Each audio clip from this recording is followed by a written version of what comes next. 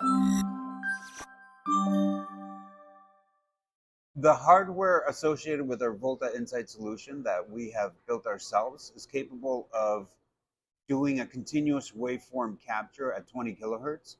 That gives us a lot of granularity on transient voltages and current, which allows us to diagnose ghost electrical problems like no other solution.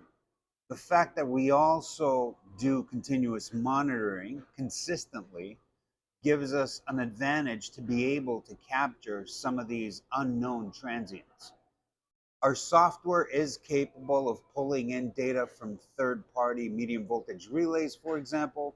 We've seen that a lower sampling frequency of 1 kilohertz is not as effective as a higher sampling frequency in capturing some of these thresholds and creating ultimate predictive maintenance value for our customers.